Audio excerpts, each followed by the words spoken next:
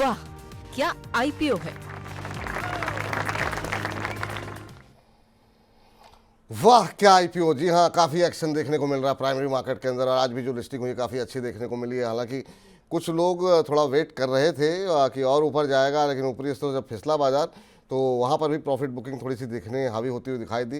तो लोगों के मन में इस बात को लेकर के बहुत सारे लोगों के मैसेज आए मेरे पास कि अब तो नीचे आ गया, आप क्या करें। तो प्रॉफिट में वो तब भी हैं, लेकिन 20-22%, 30% के प्रॉफिट में थे।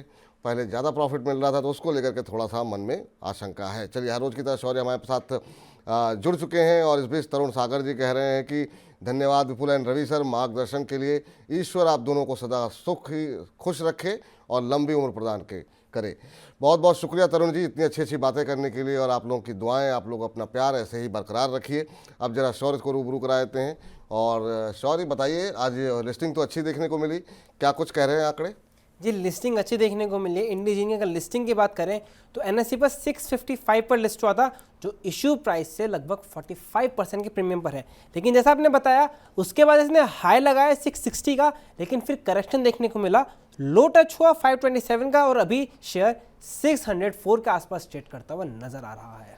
ठीक सर, अब बहुत लोगों से मिस हो गई सर, क्या चेस करना चाहिए इसे सेकेंडरी मार्केट से? और दूसरा, अभी जो लोगों ने अभी तक बेचा नहीं है उनको क्या प्रॉफिट बुक करने की कोशिश करनी चाहिए, या अभी 1-2 दिन देखना चाहिए? देखिए, मुझे ऐसा लगता है कि अभी तो मोमेंटम है, और मोमेंटम है तो यहाँ पर एक बार को अगर आप चेस कर रहे हैं तो भी कोई बुराई नहीं है, एंट्री एक बार को करी जा सकती है। लेकिन अपसाइड का जो मोमेंटम है वो यहाँ से अभी भी मुझे ऐसा लगता है कि 8 से 10% से ऊपर का बनता है। तो एक बार को लेवल्स ध्यान रख के जरूर यहाँ पर इन्वेस्टमेंट की स्ट्रेटजी बनाई जा सकती है। लॉन्ग टर्म के लिए अगर देख रहे हैं तो थोड़ा सा वेट किया जा सकता है। चलिए, लॉन्ग टर्म के लिए अगर है तो थोड़ा सा वेट किया जा सकता है।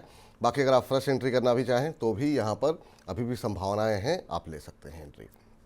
चलिए, अब इस बीच टीबीओ टेक को लेकर के और बाकी आईपीओस को लेकर के क्या कुछ नंबर्स कह रहे हैं, और वहाँ पर किस तरह की लिस्टिंग की उम्मीद की जा सकती है, ये आंकड़े समझते हैं शौर्य से। जी, अगर पहले टीबीओ टेक से बात करें, सब्सक्रिप्शन तो काफ़ी अच्छा देखने को मिला था। टोटल 86.69 टाइम सब्सक्राइब होता हुआ नजर आया था।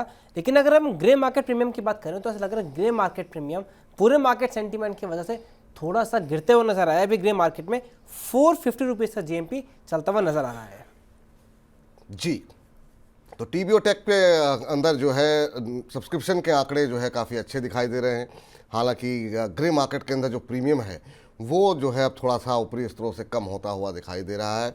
लेकिन पैसे लगाने चाहिए कि नहीं लगाने चाहिए, या जिन लोगों ने अप्लाई किया है उनकी क्या रणनीति होनी चाहिए, ये जरा हम पूछ लेते हैं रवि जी से।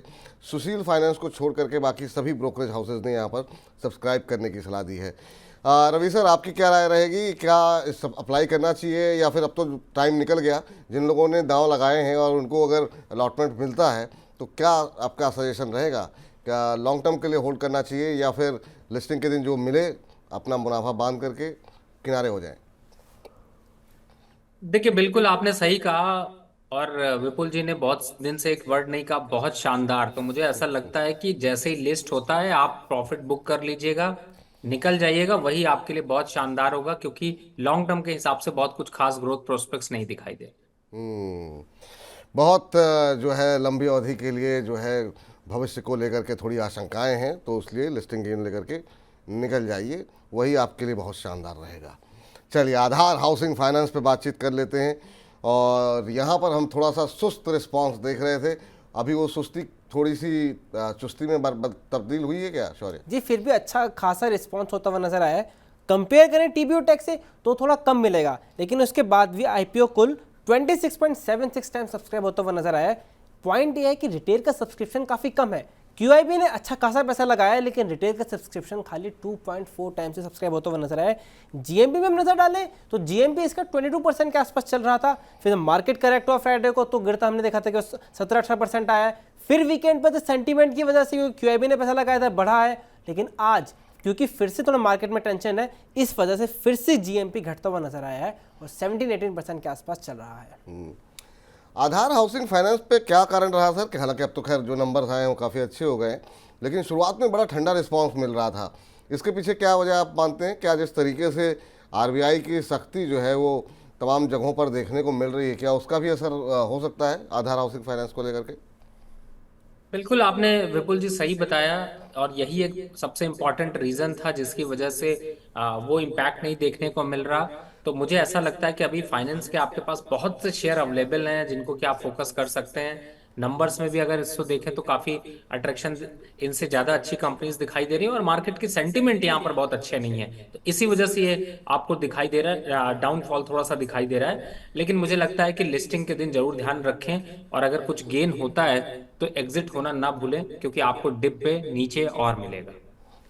चलिए, तो नीचे और मिलेगा, इसलिए बहुत ज़्यादा उत्साहित होकर के अगर ऊपर की तरफ लिस्टिंग हो रही है तो पीछे जाकर के तुरंत शेयर खरीदने की कोशिश मत कीजिएगा, क्योंकि हो सकता है फिर नीचे आए तो आपको दोबारा एंट्री करने के लिए चांसेस मिल सकते हैं। तो ये तो बात रही उन आईपीओज़ की जो अब तक खुले हुए थे या बंद हो चुके हैं। अब जरा उस आईपीओ की बात कर लेते हैं जो कि खुलने वाला है। जी हाँ, गो डिजिट जो है 15 तारीख से खुल रहा है। क्या कुछ वहाँ पर आकर्षण है, क्या वहाँ पर समस्याएं हैं, ये ज़रा नंबर्स जान लेते हैं, ताकि 2 दिन पहले ही आप अपनी स्ट्रेटजी बना लें कि आपको पैसे लगाने हैं या नहीं लगाने हैं। शौर्य जी, गो डिजिट की अगर बात करें तो बेसिक आईपीओ की डिटेल ये है, 15 तारीख को खुलेगा, 17 मई तक खुला रहेगा।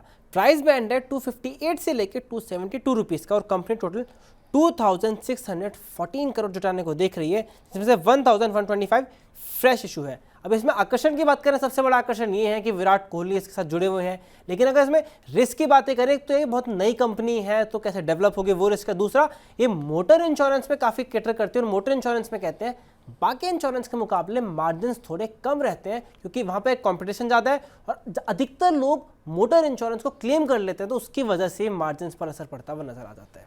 ठीक, चलिए अब देखते हैं 15 तारीख को जब आईपीओ आएगा कि वहाँ पर किस तरीके का रिस्पांस मिलता हुआ दिखाई देता है। रवि सर, आपने ट्रैक किया क्या? अगर ना किया हो तो कोई बात नहीं, क्योंकि अभी तो अब समय है आने में 2 दिन का, लेकिन अगर आपने ट्रैक किया हो तो आपकी टिप्पणी जानना चाहेंगे गो डिजिट पे।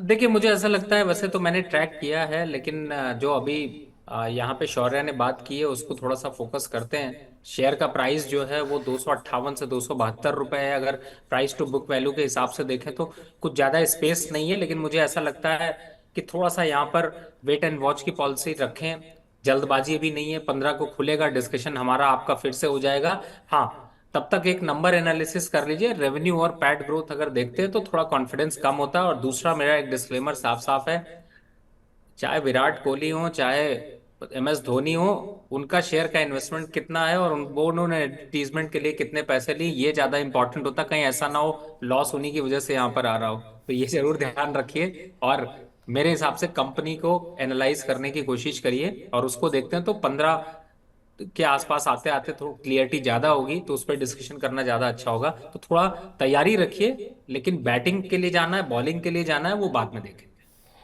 चलिए, तो नज़रें बना करके रखिए और आगे के लिए अभी स्कोप जो है वो खुला रखिए, और जैसे जैसे जानकारी आएगी हम आप तक पहुंचाएंगे, उसके बाद आप निर्णय लीजिएगा। क्योंकि अभी रवि से आगे भी बातचीत होती रहेगी, तो या फिर बाकी एक्सपर्ट से होती रहेगी, तो आप लोगों को सटीक राय जो है और बेहतर विश्लेषण जो है वो आपको आने वाले दिनों में देखने को मिलेगा। तो अभी तो समय है, तो थोड़ा सा वेट एंड वॉच की भूमिका में रहिए। लेकिन हाँ, मन में किसी तरह की कोई दुविधा और कोई बात मत लाइए। अगर मौका मिलेगा तो पैसे लगाइएगा, नहीं मिलेगा तो कोई दूसरा आईपीओ आएगा जो बेहतर होगा, उसमें पैसे लगेंगे। चलिए, तो फिलहाल के लिए वाह क्या आईपीओ है में इतना ही। वाह क्या आईपीओ है।